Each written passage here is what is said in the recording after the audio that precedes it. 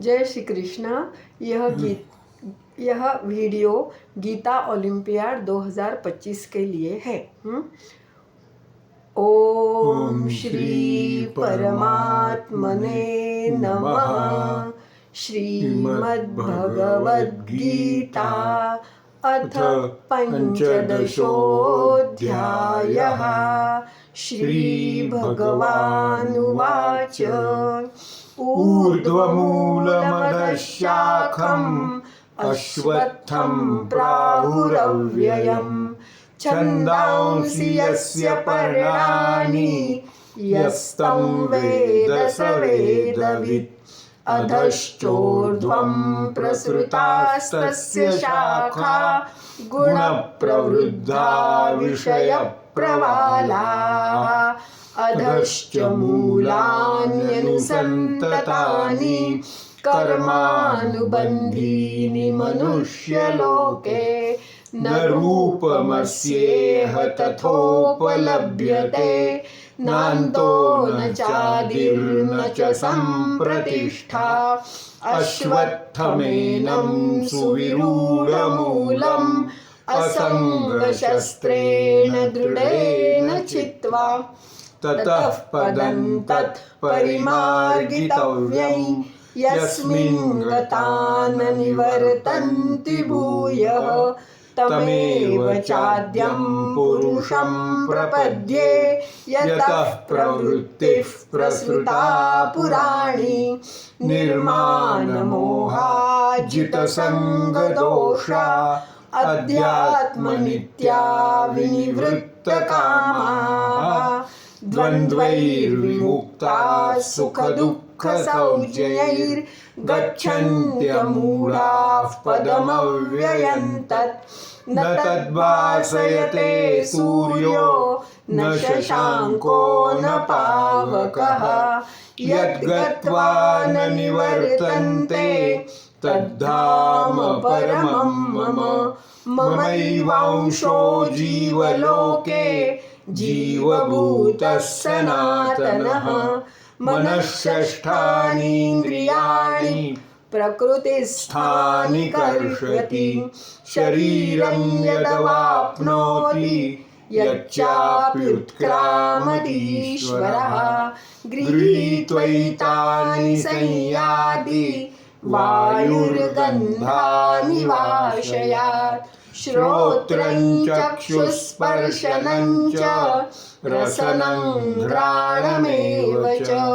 अधिष्ठाय मनश्चायं विषयानुपसेवते।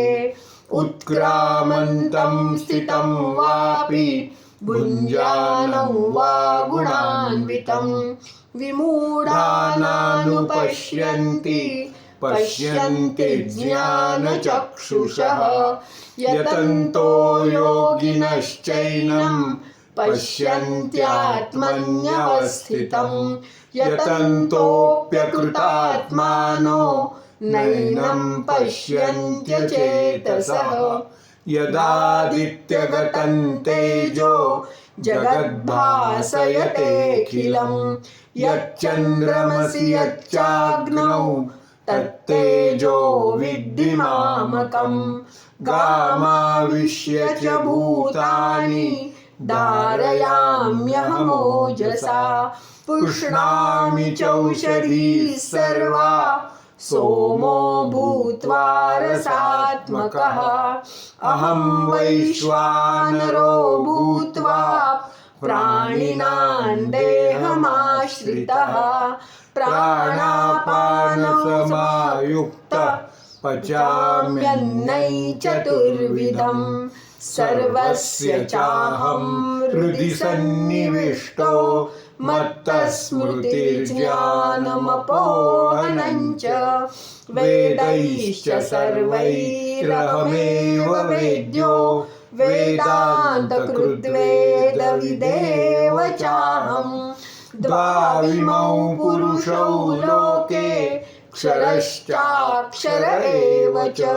क्षरः सर्वाणि भूतानि कूटस्थोऽक्षर उच्यते।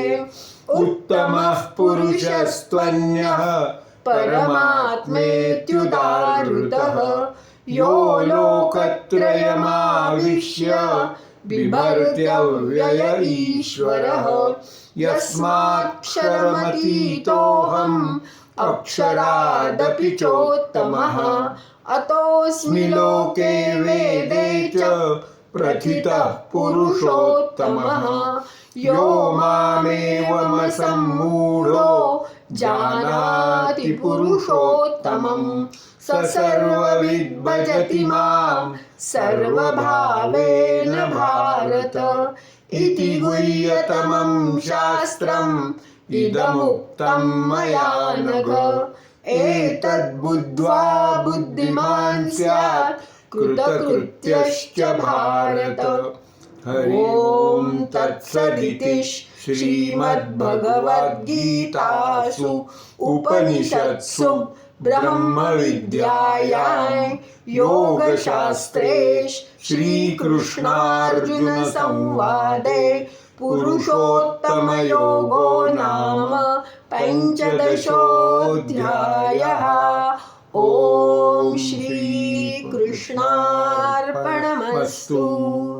जय श्री कृष्ण। जय श्री कृष्ण।